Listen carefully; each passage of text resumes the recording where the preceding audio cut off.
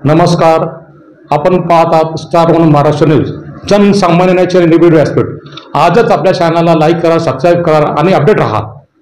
शेतजमिनीवर कर्ज काढण्यासाठी शेतजमिनीच्या नोंदीत फेरफार करून देण्यासाठी पंचासमक्ष लाचेची मागणी करून 10,000ची लाच शासकीय कार्यालयात स्वीकारताना लाचलुचपत प्रतिबंधक विभागाचे पोलीस निरीक्षक नितीन पाटील यांनी लावलेल्या सापळ्यात वणीचे तलाठी शांताराम पोपट गांगुर्डे अडकले. त्यांच्यावर भ्रष्टाचार प्रतिबंधक कायद्यान्वये वणी पोलिसात गुन्हा दाखल करण्यात आला. तक्रारदार यांच्या मालकीची कसबे वणी तालुका दिंडोरी येथे गट क्रमांक 617 ही शेत जमीन असून त्यावर कर्ज काढावयाचे असल्याने कसबेवणी गावचे तलाठी शांताराम गांगुर्डे राहणार ध्रुवनगर मोतीवाला मेडिकल कॉलेज समोर Renuka Heights flat number 9 Satpur Nashik यांची भेट घेऊन शेतगटाच्या नोंदी मिळण्याबाबत विनंती करून फेरफार नोंदीची मागणी केली. तेव्हा त्यांनी सदर नोंदी या दिंडोरी तहसील कार्यालयात मिळतील असे तक्रारदारास सांगितले. त्याप्रमाणे तक्रारदार दिंडोरी तहसील कार्यालयात गेले असता आवश्यक नोंदी मिळाल्या.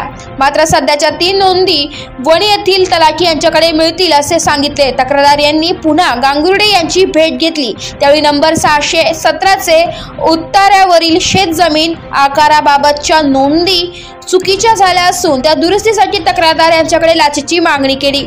ही कारवाई पोलीस अधीक्षक लाचलुचपत प्रतिबंधक विभाग नाशिक शर्मिष्ठा वालवलकर, अप्पर पोलीस अधीक्षक माधव रेड्डी, स्वप्नील राजपूत यांच्या मार्गदर्शनाखाली पोलीस निरीक्षक नितीन पाटील, पोलीस नाईक विनोद चौधरी, पोलीस शिपाई अनिल गांगुर्डे, चालक पोलीस नाईक परशुराम जाधव सर्व नेमणूक लाचलुचपत प्रतिबंधक विभाग नाशिक यांनी सापळा लावून केली आहे. स्टार वन महाराष्ट्र न्यूज साठी प्रतिनिधी इरफान पठाण, नाशिक.